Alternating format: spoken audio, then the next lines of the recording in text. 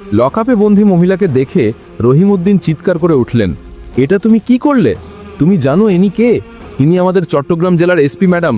তুমি তাকে লকআপে ঢুকিয়ে দিয়েছ। শামসুল আলমের পায়ের নিচ থেকে মাটি সরে গেল। তিনি ভয়ে ভয়ে বললেন, ইনি এসপি ম্যাডাম, আমার বিন্দুমাত্র ধারণা ছিল না। রহিমউদ্দিন তৎক্ষণাৎ একজন সিপাহীকে ইশারা করলেন। সিপাহী লকআপ খুলে দিল এবং মায়া খাতুন বাইরে এলেন। মায়া শান্ত এবং স্থির গলায় পুরো ঘটনা রহিমউদ্দিনকে বললেন। কিভাবে ওসি শামসুল আলম সিএনজি চালককে থামিয়ে টাকা দাবি করেছেন, কিভাবে তিনি চালকের সাথে মারপিট করেছেন, কিভাবে তিনি তাদের দুজনকে থানায় এনে হয়রানি করেছেন এবং পরে লকআপে বন্দী করেছেন। মায়া জানালেন যে তিনি সবকিছু পর্যবেক্ষণ করছিলেন যাতে এই ওসির সমস্ত অপরাধের প্রমাণ সংগ্রহ করা যায়। রহিমউদ্দিন বুঝে গেলেন যে বিষয়টি অত্যন্ত গুরুতর। তিনি তৎক্ষণাৎ বাইরে এসে পরবর্তী পদক্ষেপ নিতে শুরু করলেন। সবার আগে তিনি সরকারি চ্যানেলের মাধ্যমে তার ঊর্ধ্বতন কর্মকর্তা ডিআইজি সাহেবকে ঘটনার বিস্তারিত জানালেন। ফোনে তথ্য দেওয়ার পাশাপাশি লিখিত রিপোর্টও পাঠানো হলো যাতে প্রতিটি পদক্ষেপের রেকর্ড থাকে। ডিআইজি সাহেব রিপোর্ট দেখে পরিস্থিতি গুরুতর মনে করলেন এবং তিনি নিয়ম অনুযায়ী জেলা প্রশাসনকে সরকারি সূত্রে তথ্য পাঠালেন। জেলা প্রশাসক বা ডিসিকে আনুষ্ঠানিক মাধ্যমে ঘটনার বিবরণ দেওয়া হলো এবং বলা হলো যে এই ঘটনা তাৎক্ষণিক উচ্চ পর্যায়ের তদন্ত দাবি করে। ডিসি এবং অতিরিক্ত পুলিশ কমিশনার উভয়েই ঘটনার গুরুত্ব বুঝে সরাসরি থানায় উপস্থিত হলেন। ডিসি থানায় এসে পুরো বিষয়ে পর্যালোচনা করলেন। ডিসি ওসি শামসুল আলমকে জিজ্ঞেস করলেন, তুমি কোন অধিকারে একজন মহিলাকে এভাবে থানায় আটকে রেখেছ এবং বিনা কারণে লকআপে ঢুকিয়েছ? ডিসি স্পষ্ট করে বললেন যে এই কাজ আইনের লঙ্ঘন। গরিব নাগরিকদের কাছ থেকে ঘুষ দাবি করা এবং ইচ্ছাকৃতভাবে মারপিট করা ফৌজদারি অপরাধ। তিনি তৎক্ষণাৎ নির্দেশ দিলেন যে এই ঘটনা তদন্ত করা হবে, সংশ্লিষ্ট ব্যক্তির বিরুদ্ধে ফৌজদারি এবং শৃঙ্খলামূলক ব্যবস্থা নেওয়া হবে এবং তাৎক্ষণিক প্রভাব থেকে সুরক্ষার জন্য পদক্ষেপ নেওয়া হবে যাতে ভুক্তভোগীরা ন্যায় বিচার পেতে পারে। মায়া খাতুন বললেন যে তিনি এই ঘটনায় সাক্ষী দেবেন এবং সাথে সিএনজি চালকও সাক্ষী দেবেন। ডিসি বললেন যে আজই বিস্তারিত তদন্ত এবং ব্যবস্থা নেওয়ার আদেশ দেওয়া হবে যাতে ভবিষ্যতে কেউ এই ধরনের ক্ষমতার অপব্যবহারের সাহস না করে।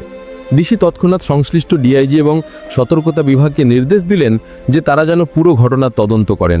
তিনি বললেন যে ওসি শামসুল আলমের বিরুদ্ধে তাৎক্ষণিক শৃঙ্খলামূলক এবং ফৌজদারি ব্যবস্থা নেওয়া হোক এবং ভুক্তভোগী সিএনজি চালক এবং এসপি মায়া খাতুনকে ন্যায় বিচার দেওয়া হোক।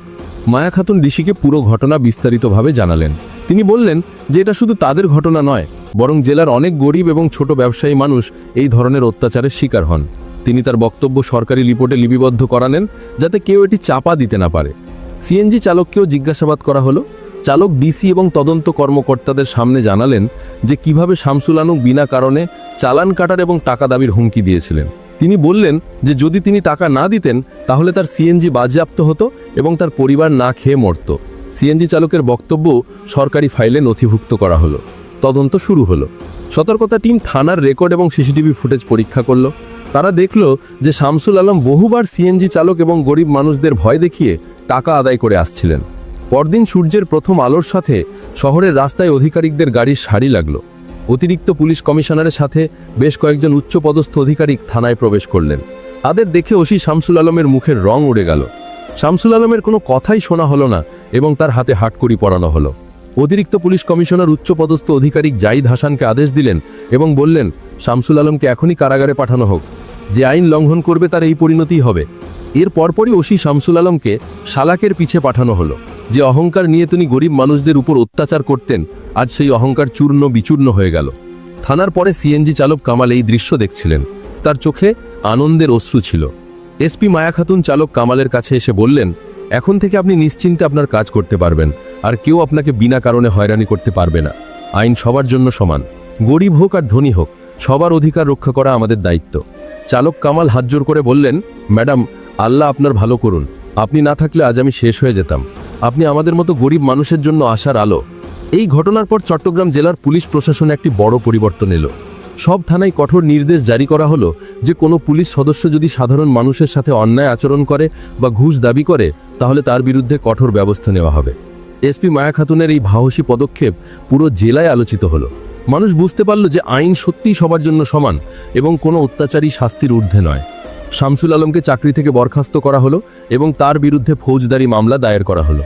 তদন্তে আরও অনেক অপরাধের প্রমাণ পাওয়া গেল। তাকে দীর্ঘ সাজা দেওয়া হলো যাতে ভবিষ্যতে কেউ এই ধরনের অপরাধ করার সাহস না পায়। এই গল্পটি সম্পূর্ণ কাল্পনিক এবং শুধুমাত্র বিনোদন ও শিক্ষামূলক উদ্দেশ্যে তৈরি। এই গল্পের সাথে কোনো বাস্তব ব্যক্তি, স্থান বা ঘটনার মিল সম্পূর্ণ কাকতালীয়। গল্পের উদ্দেশ্য ন্যায় বিচার এবং সততার বার্তা প্রচার করা।